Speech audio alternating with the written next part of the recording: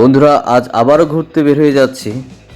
কোথায় যাচ্ছি? আমরা যাচ্ছি চাঁদপুর চাঁদপুর চা বাগান। আমরা একটি গাড়ি করে আহ, কর্ণফুলী টানেলের ভিতর দিয়ে আমরা চলে যাচ্ছি চাঁদপুর।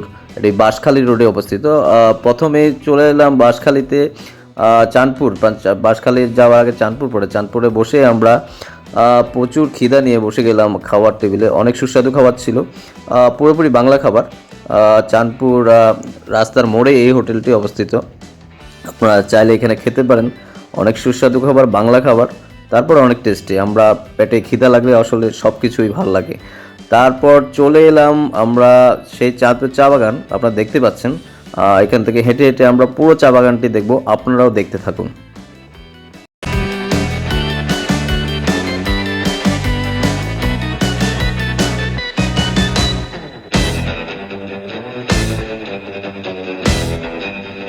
যেদিকে চোখ যাচ্ছে শুধু সবুজ আর সবুজ। চারিদিকে সবুজের খেলা। অনেক সুন্দর একটি চা বাগান। চারিপাশে এত সবুজ, কচি কচি পাতা, অনেক দারুণ লাগছিল। সাথে ছিল একটু মৃদু হাওয়া, যা আমাদের মনকে অনেক শিহরিত করেছে। আপনারা দেখতে পাচ্ছেন এই চা পাতা দিয়েই আমরা ঘরের চা, টং দোকানের চা, সব এই চা পাতা দিয়েই আমরা পাই। এর সাথে চলছিল আমাদের দুষ্টামি ফাজলামি। যে যার যার মতো এনজয় করতেছিলাম আমরা সবাই। ছবি তোলা ব্যস্ত ছিল, কারোর সাথে কারো খুনসুটি হচ্ছিল, কেউ কাউকে জায়গা দিচ্ছিল না। এই চারিদিকে আমরা পাহাড়ের উপর উঠলাম। পাহাড়ের উপরে পাহাড়িদের বাস। ওখানে ওদেরকে আমরা ডিস্টার্ব করতে না গেলাম, আমরা নিজেদের মতো সময় কাটালাম। আপনারা দেখতে পাচ্ছেন সবুজ অনেক বড় বড় গাছ রয়েছে এই পাহাড়টির উপরে। যার যার মতো এনজয় করলাম। এই যে পাহাড়ি পথ ধরে আমরা নিচে নামতে শুরু করলাম। অর্থাৎ আমরা পাহাড় থেকে এখন নিচের দিকে নামবো। পাশে রয়েছে ঝিরিপথ। ঝিরিপথে আমাদের একজনের হয়তো জুতা ছিঁড়ে গেছিল, জুতা আটকে কাদায়। আপনারা একটু সেফলি চলাফেরার চেষ্টা করবেন। আর চা বাগানের একটি ইনফরমেশন, চা বাগানের রয়েছে অনেক বিষধর সাপ। একটু খেয়াল করে আপনারা পথে হাঁটাচলা করবেন। কখন কোন দুর্ঘটনা ঘটে একটু খেয়াল রাখবেন।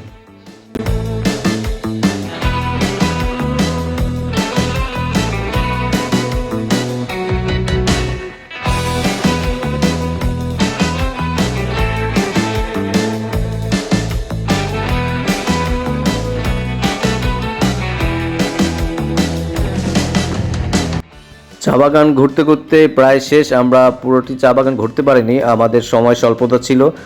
এখন ফিরতি পথে আমরা হাঁটা শুরু করলাম। অনেক উপভোগ করলাম।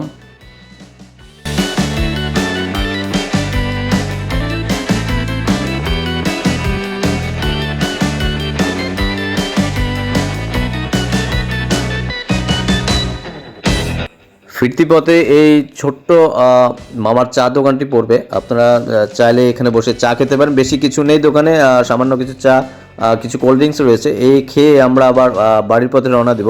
সবাই ভালো থাকবেন। এই ব্লগ থেকে আপাতত আজকে বিদায় নিচ্ছি। Tata, good bye.